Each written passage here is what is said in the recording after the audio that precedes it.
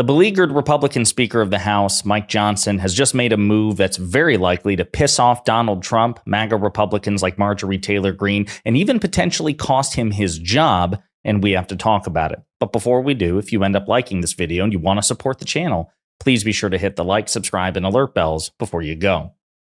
All right, friends, we have a clip or two to look at here, but the breaking news is this. Mike Johnson has announced that he will allow a full, clean, continuing resolution vote to go to the floor of the House of Representatives next week, which, if it passes, will keep the government funded until the end of December and avoid a government shutdown. A government shutdown that Donald Trump, MAGA Republicans like Byron Donalds, Marjorie Taylor Greene, and others were pushing for, unless Mike Johnson included a ridiculous bill called the SAVE Act, which supposedly would criminalize non-citizens from voting in elections, which is already illegal. So we're going to take a look at that. But first, because it's so fun, I want to play Fox News, of all people, announcing this breaking news. Breaking news right now on the Fox Report. Congressional leaders have reached a deal to avert a government shutdown. Speaker Mike Johnson just announcing it moments ago. The new bill would fund the government through December 20th and does not include a Trump-backed proposal to require people to show proof of citizenship to register to vote. So, of course, people have to provide proof of citizenship when they do register to vote. So again, it's a solution in search of a problem.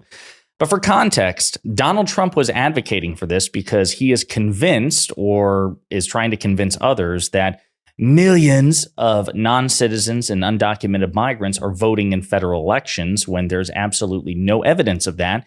And it's been illegal to do so explicitly for 30 years. That's what Donald Trump recently said on Truth Social. If Republicans don't get the SAVE Act and every ounce of it, they should not agree to a continuing resolution in any way, shape, or form, which, according to Mike Johnson, they just have. Democrats are registering illegal voters by the tens of thousands as we speak. They will be voting in the 2024 presidential election, and they shouldn't be allowed to. Only American citizens should be voting in our most important election in history, or any election. A vote must happen before the election, not after the election when it's too late. Be smart, Republicans. You've been pushed around long enough by Democrats. Don't let it happen again. Remember, this is Biden-Harris's fault, not yours. Yeah, unfortunately for Trump and MAGA Republicans, they failed yet again. They just don't have the numbers or the cohesion and the moral authority to be the tail that wags the dog. Mike Johnson's basically in the same position where his predecessor, Kevin McCarthy, found himself in, months and months and months ago. They just don't have the numbers to dictate terms to a Democratic president, a Democratic Senate, and a Democratic House minority when their own numbers are just so close. They want to be the tail that wags the dog. They just don't have the power to do it. So Mike Johnson wrote a letter explaining his decision, which again will no doubt trigger a lot of people. Dear friends and colleagues, this letter is to provide a brief update on our path forward for government funding. Because the end of the fiscal year is upon us and Senate Democrats failed to pass a single appropriations bill or negotiate with the House on an acceptable top-line number for fiscal year 2025, a continuing resolution is the only option that remains.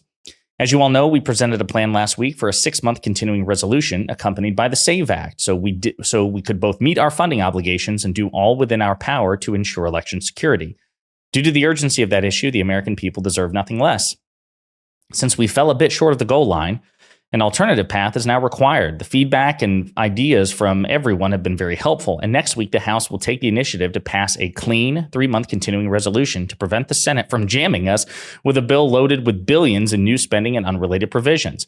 Our legislation will be a very narrow, bare-bones continuing resolution, including only the extensions that are absolutely necessary. While this is not the solution any of us prefer, it's the most prudent path forward under the present circumstances. This is the key part. As history has taught and current polling affirms, shutting the government down less than 40 days from a fateful election would be an act of political malpractice. And so he cites a poll to that effect. From now until Election Day, I will continue with my tireless efforts and singular focus of growing our majority for the 119th Congress. It's my great honor to serve with you all in these historic days. The future of our exceptional nation directly depends on our success, and I'm confident together we will prevail.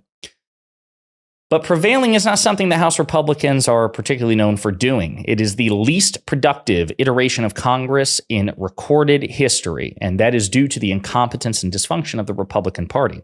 Nancy Pelosi, a vastly superior administrator and just a more competent person in general by far, then Mike Johnson was able to be infinitely more successful in divided government with Donald Trump as president and a Republican Senate because she's better than Mike Johnson. She is morally and intellectually superior to Mike Johnson, who is a poor substitute. And he has presided over a clown show by comparison.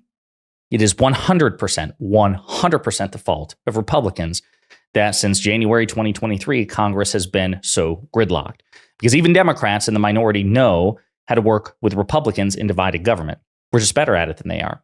So as a consequence of this, there is another high-profile defeat for MAGA Republicans. And they were in a catch-22 because if they did shut down the government, Mike Johnson is correct, it would have cost them dearly at the ballot box. And hopefully it still will, because Democrats can make the case that they brought us to the brink yet again unnecessarily because they want to be the tail that wags the dog instead of working in good faith with Democrats.